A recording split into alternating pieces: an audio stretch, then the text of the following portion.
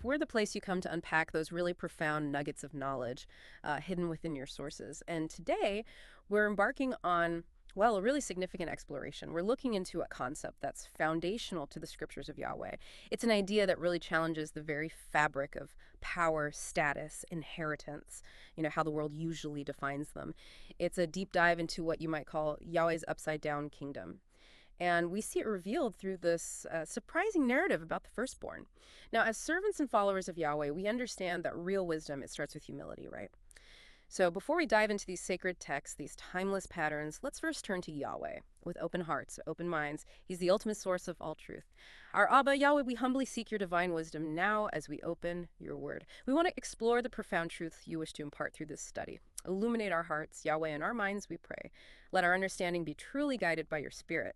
May this deep dive draw us ever closer to your eternal truth and the transformative heart of your Son, Yeshua, our anointed one. Amen. Amen. So our mission today is to really unpack a pattern. It's consistent, it's foundational in the Bible, it's Yahweh's deliberate and often counterintuitive overturning of human-made systems of power. We're focusing specifically on that deeply ingrained tradition of the firstborn.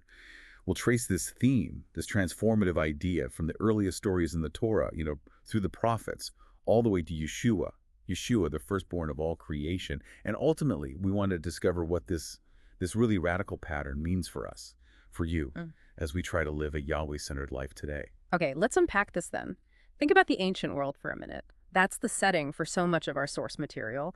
Societies back then, across the ancient Near East, really for much of human history, they operated on a very clear system, almost unquestioned. A system for leadership, for inheritance.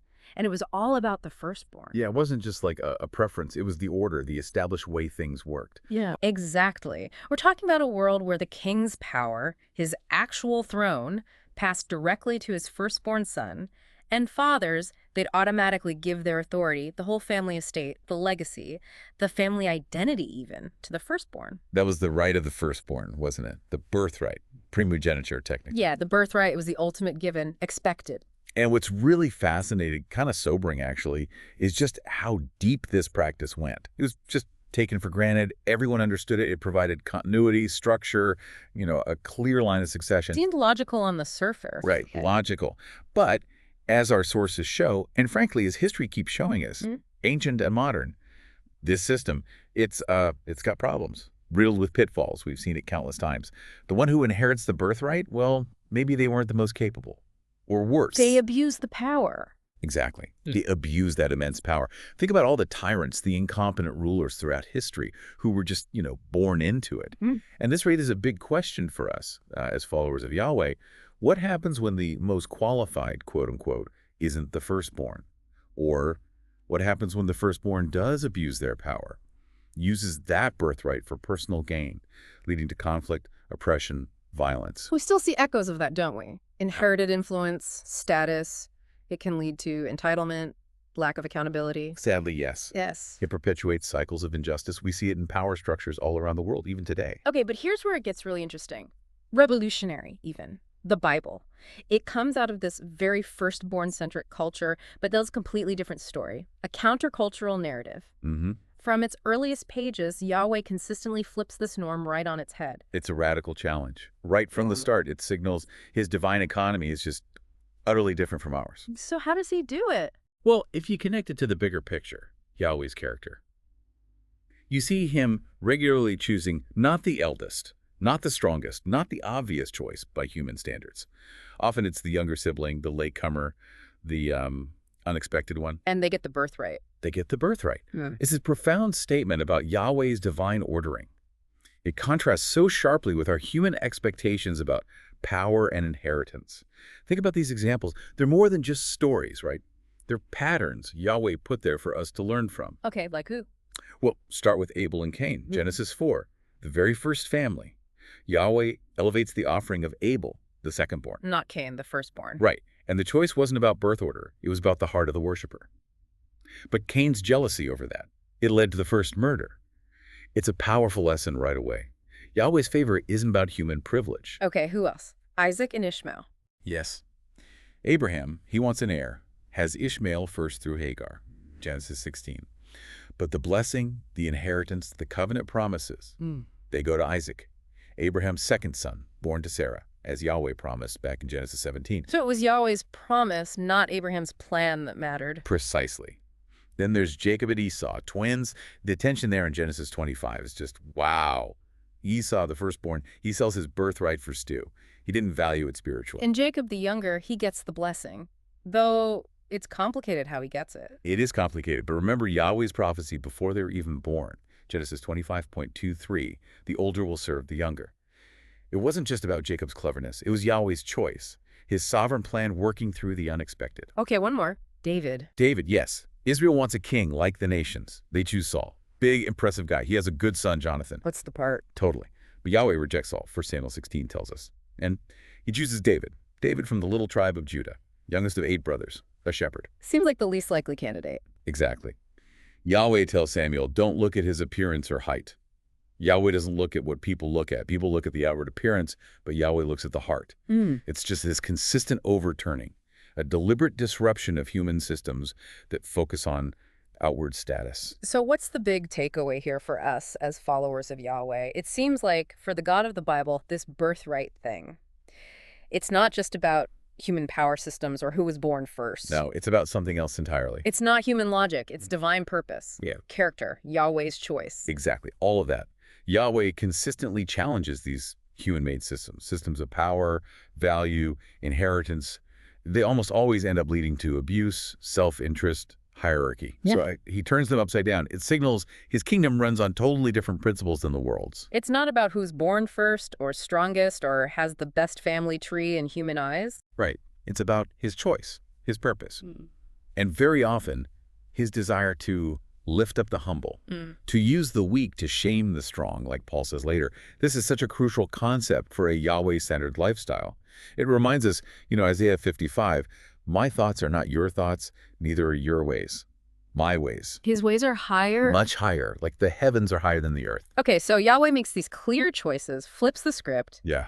But our sources also show that this doesn't just magically end all the human drama, does it? No, not at all. We see it throughout the stories. The older sibling, the one who got passed over, they're often furious, resentful. Furious, absolutely.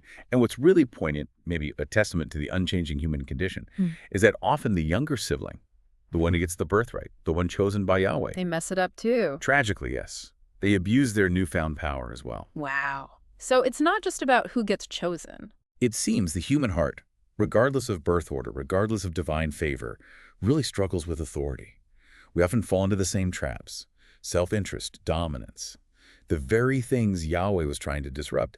And what's really fascinating, maybe a stark warning for us today, is that almost all the wars, the conflicts in the Bible, when you dig down, they're framed as sibling rivalries. Not just literal brothers. Not just Cain and Abel, though that's the start, but also the tribes, the nations that come from these earlier rivals.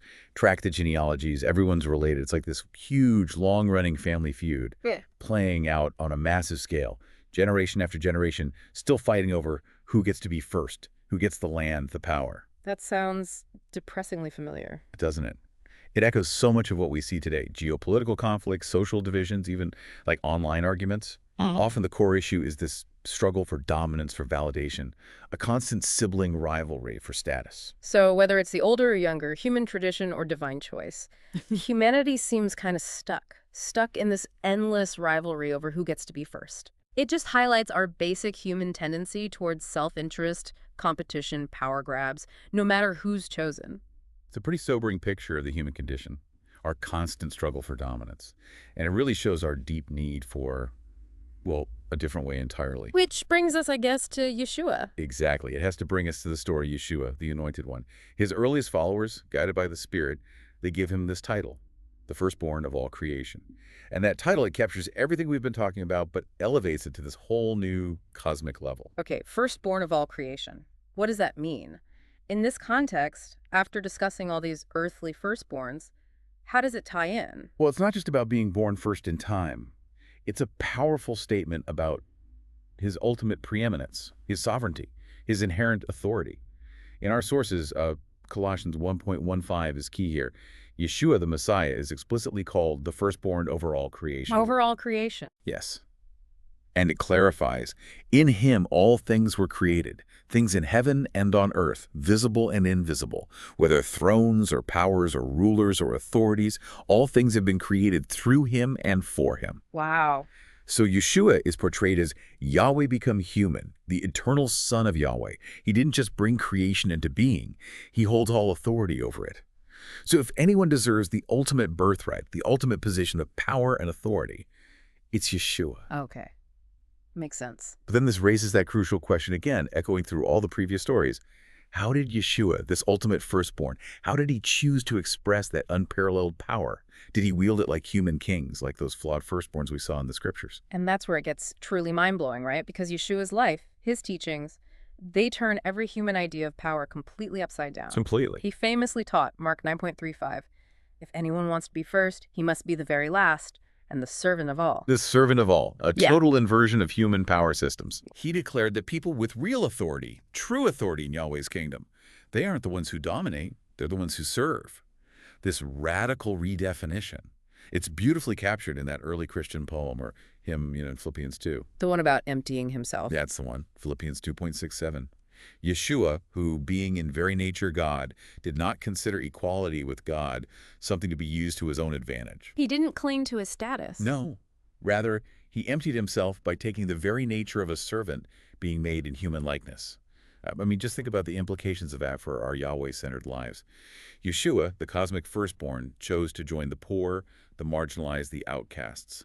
And he served them. He washed their feet. He washed their feet. John 13. Instead of fighting his rivals for earthly power or status, he served them too.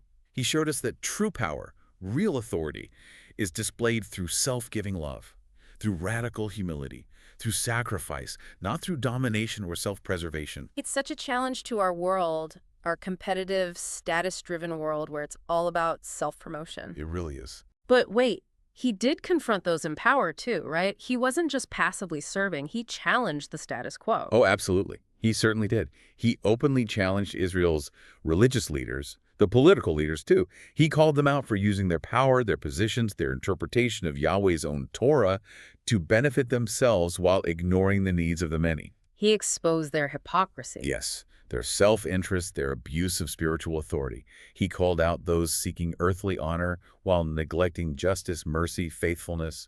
And that's precisely what got him killed. They saw him as a threat. Like those angry firstborn sons we talked about, fearing their loss of status, seeing their established order threatened by this upside-down kingdom message. The leaders, they leveraged their earthly power, their influence, to have Yeshua executed, falsely accused him. They saw him as a rival, someone trying to usurp their authority, when actually he was demonstrating a completely different kind of authority, divine authority, servant leadership. But you can't really kill the firstborn over all creation, can you? He's the author of life itself, the source of everything. Exactly. That ultimate birthright holder, the one through whom everything came into being. He can't be ultimately defeated by human systems, not even by death itself. So he rose again? Precisely. In the most profound display of divine power imaginable, Yeshua rose from the dead. He conquered death. And then he was elevated, ruler over heaven and earth. And this victory, it earned him a new, profound title. The firstborn from among the dead. We see that in Colossians 1.80, Revelation 1.5. Firstborn from the dead, what does that signify? It signifies his ultimate victory over death, his supreme authority over mortality itself, and his status as the pioneer, the first of many who will follow him in resurrection. Wow. Okay. And then he did something incredible. It echoes Yahweh's original pattern, right? Sharing, redefining what it means to be chosen, to inherit, but even bigger. He did. He told his followers that all of his authority, his birthright, his blessing, his entire inheritance, he was sharing it with them as sisters and brothers. Co-heirs. Co-heirs. Yeah. Romans 8.17 says it explicitly. This means they could, and they were called to create communities, a new kind of family, a family ordered by this Yeshua-style redefinition of power. So communities where those old rivalries are set aside. Exactly. Communities called to break that cycle of human conflict over who's first, who has status. Instead, they're called to invite everyone to share the responsibility of being sons and daughters in a new royal family. But not royal based on human privilege or birth order. No. Royal based on humility and service. It's about living out a Yahweh-centered lifestyle built on radical love, shared responsibility, not human status or earthly power. This is that new family structure where the last are truly first, where the greatest are those who serve, and where the firstborn's inheritance is generously shared, inviting everyone to flourish. See, what does this all mean for us? For you listening, individuals trying to follow Yahweh and Yeshua, but living in a world that's still just obsessed with being first. Hmm. Climbing the ladder, gaining status, getting power, influence, whether it's at work, in our communities, even online. Yes, there's a constant pressure. What it means is this. When Yeshua's people, when we, those who claim to follow him, truly grasp that real power isn't domination, but it's love. That self-giving, servant-hearted love that mirrors Yeshua's life and death, like we read in Philippians 2. That's when we truly become the family of the firstborn. It's a call to live differently then, counterculturally. Totally. Our worth, our influence, is not measured by the world's standards of success or status.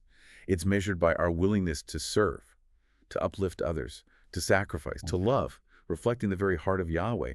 It means taking these principles, Yahweh's upside-down kingdom principles, and actually applying them in our own lives, asking ourselves, am I trying to be served here or am I trying to serve? Okay. We've covered a lot today. Journeyed through millennia, really. We've seen how Yahweh consistently challenges our human assumptions about power, how he flips the script from the expected firstborn to the unexpected, and how it all culminates in Yeshua, the ultimate firstborn, who redefined power not as dominion, but as humble service, as self-giving love, and then he invited us, his followers, to share in that very inheritance. It's a deep dive that reveals this profound, enduring truth for us as servants and followers of Yahweh. His kingdom just operates on a different logic, an upside-down logic compared to what we expect, what the world pushes. It's a fundamental call, really, a call for us to reevaluate our own understanding of status, authority, influence, success in every single part of our lives. Home, work, online, everywhere. So as you reflect on this, think about this provocative thought we want to leave you with. In what areas of your own life, or maybe in the communities you're part of, the relationships you have, even those online spaces, where might you be called to embrace the last position, not seeing it as weakness or defeat, but as the truest demonstration of Yeshua's power and love? What would it actually look like day to day for you to live as part of the family of the firstborn, where real power isn't about being first, but about love that serves? Thank you for joining us on this deep dive into Yahweh's profound patterns. Until next time, keep exploring, keep questioning, and keep seeking those vital nuggets of knowledge that can truly transform your understanding.